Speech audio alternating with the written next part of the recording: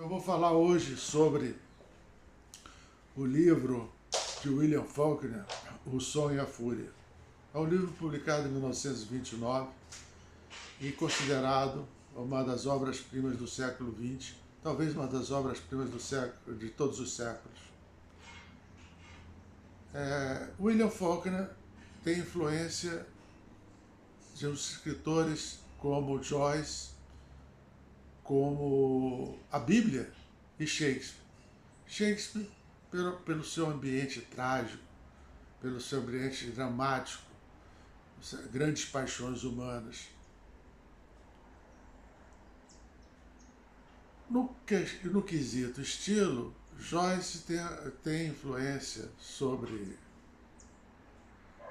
Faulkner, porque em 1922 Joyce publica Ulisses, e na parte final de Ulisses, o romance, tem um famoso diálogo, o monólogo interior de Molly Bloom, ou, como os ingleses chamam, o stream of consciousness, o fluxo de consciência.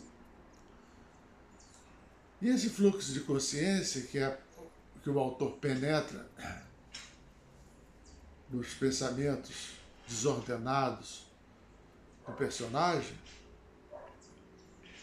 mostra uma quebra de estilo formal e distante narrativo que vinha sendo feito. Então Joyce introduz esse estilo fragmentário, descontínuo, confuso, que é o pensamento, como se o leitor estivesse dentro do pensamento do personagem. E é justamente isso o que Faulkner vai fazer com o primeiro capítulo de O Som e a Fúria.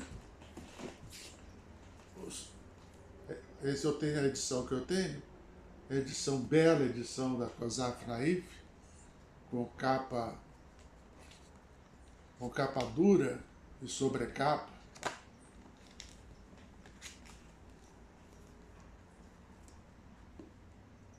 A Kosaf Naif é uma editora que faliu, mas fazia belas edições, requintadas edições, hoje custa uma nota nos sebos, e muito bem cuidadas.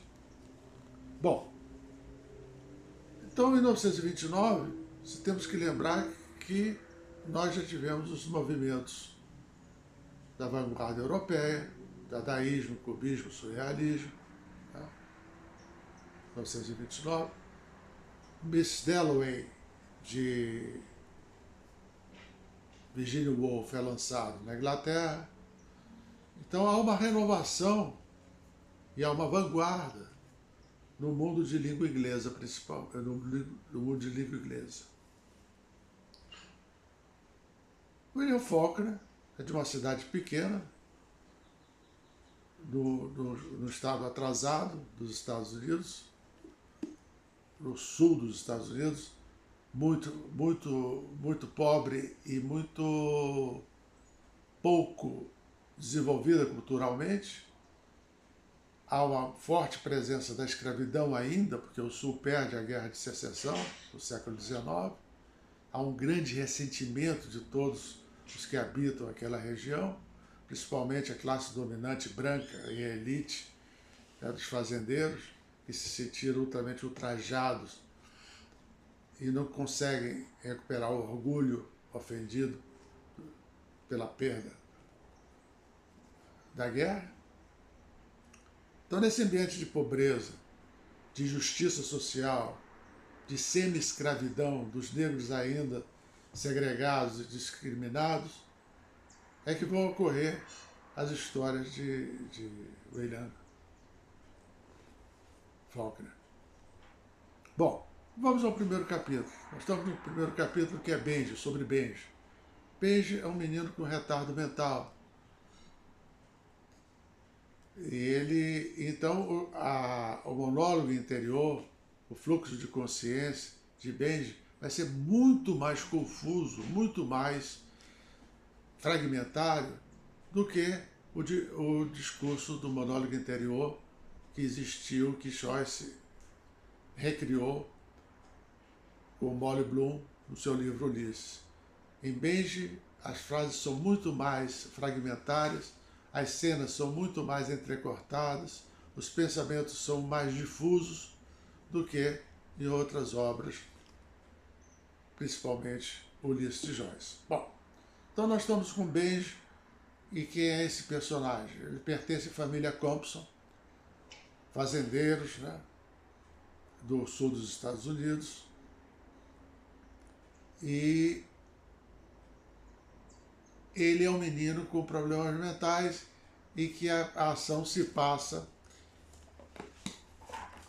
em 7 de abril de 1928.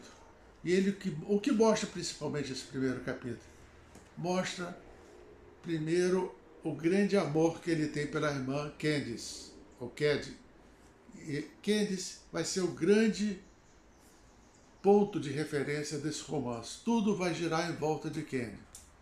É um romance sobre essa família, principalmente sobre os irmãos Jason, Kent e Candice e Benji, e tudo vai girar em torno desse personagem que é muito forte, personagem feminino muito forte, que vai irradiar toda a sua influência sobre os outros personagens, que é Candice, Cady. Qual é a relação de Benjamin com Cady?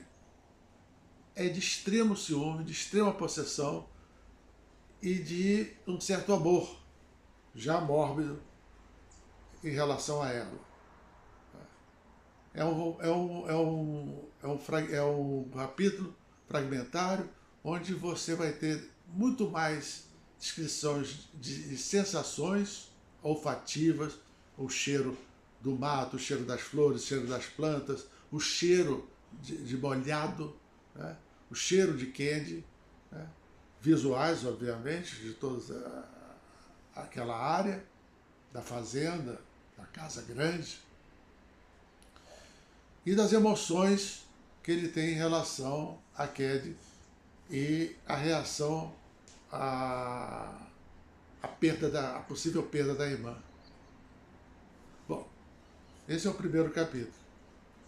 O segundo capítulo, que se passa em 2 de junho de 1910, é sobre Quentin. Quentin é o filho que vai estudar em Harvard. A família vende um campo que depois se transformará em campo de golfe, que é um campo que pertencerá por herança a Benji. Ele então é vendido para pagar os estudos de Quentin em Harvard. E Quentin, que é um irmão, vai estudar em Harvard. Esse é um capítulo que já não tem muitos problemas em termos de narrativa, né? É mais fácil de ler. O primeiro capítulo assusta muito aos leitores não iniciados, ou aos leitores não acostumados ao monólogo interior. E muitas vezes os leitores desistem na leitura do primeiro capítulo porque percebem que aquilo não é uma literatura que eles estão acostumados, não é uma narração que eles estão acostumados. E acham muito difícil, confuso, e desistem. Mas eu aconselho e peço a quem já leu, ou quem está lendo, ou quem vai ler, que não se assuste, ou que já leu e recomende aos outros, diga, por favor, não desistam, continue na leitura, porque você vencida essa etapa do primeiro capítulo, o livro se torna muito mais legível, se torna muito mais palatável e se torna mais uma narrativa tradicional, mais próxima a uma narrativa tradicional. Bom, então estamos em 1910 com Quentin, que estudando em Harvard e que resolve se suicidar. O livro conta os últimos momentos desse dia de Quentin, tudo que vai acontecendo nesse dia para ele se suicidar. Ele sente um enorme sentimento de culpa porque ele tem um amor pela sua irmã. Esse amor confuso, tumultuado, trágico, doído, faz com que ele não suporte a dor de perdê-la, e então ele se suicida se jogando no rio. É um capítulo muito pesado em termos de emotividade, porque se acompanha os últimos passos de um suicida, né? E o incesto, e aí se aproxima dos grandes dramas humanos, né?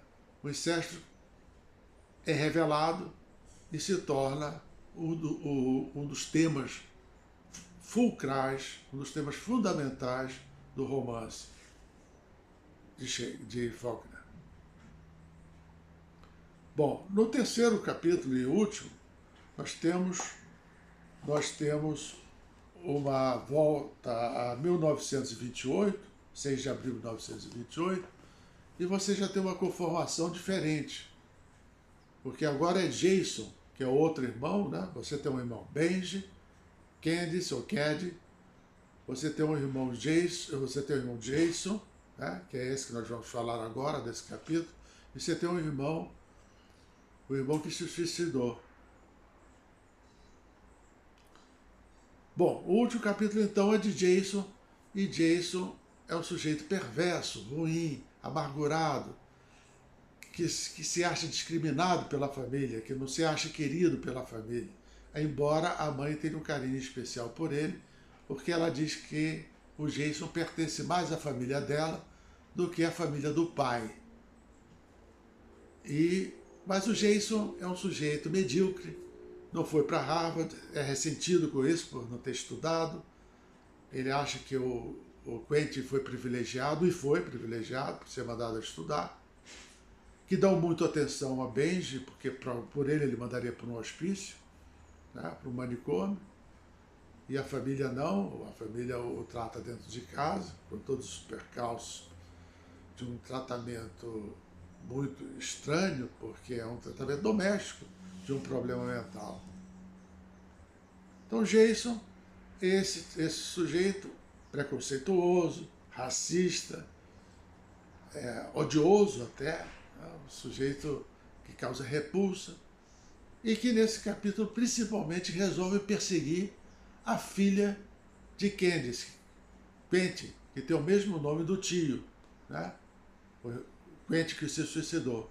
Quentin é o nome da menina, e Jason persegue a menina durante todo esse dia, porque chega um circo na cidade e ela tem uma aventura com um homem do circo, que usa uma gravata vermelha. Aquilo na época, na cidade pequena, era um escândalo, a tal gravata vermelha. E ele então vê a sobrinha, Jason vê a sobrinha como uma repetição da mãe que para Jason, o irmão, é uma perdida, é uma vulgar, é uma mulher promíscua. Então ele não quer que a sobrinha, Quentin, repita isso. E ele a persegue durante todos os dias, inclusive pega um carro, a menina se esconde com o homem do circo, o rapaz do circo, e ele pega um carro e vai atrás dela. Depois ele vai volta para casa para encontrar, ela não está em casa. Então é um capítulo que vai juntando as peças e vai concluindo o romance, arredondando o romance, e vai dando sentido às outras partes, e vai explicando os personagens, e vai delineando todas essas características e aprofundando os personagens em seus pontos de vista mais importantes. Bom, essas são as linhas gerais de O Sonho e a Fúria, que vocês sabem, a palavra O Sonho e a Fúria, o título O Sonho e a Fúria é tirado de Shakespeare, de uma expressão, de um verso muito bonito da peça de Shakespeare, onde ele diz: The life is a story told by a clown, full of sound and fury, means nothing. A vida é uma história contada por um palhaço, por um tolo, cheia de som e fúria, significando nada. Quer dizer, e ele pega, Faulkner pega esse The Sound and the Fury, o som e a fúria, como título do seu romance. Essas são as linhas gerais de um grande autor norte-americano, um homem fundamental para a literatura do século XX. Faulkner vai influenciar muitíssimo toda a literatura hispano-americana, chamado boom da literatura, com Mário Vargas Llosa, Carlos Fuentes, Ernesto Sábato, todos os grandes escritores que escreveram e declararam o seu amor e a influência de Faulkner em sua escritura. Bom, eu creio que em linhas gerais, podia me aprofundar mais, mas em linhas gerais, essas são as grandes pinceladas para o romance de William Faulkner, O Som e a Fúria. Obrigado e até a próxima.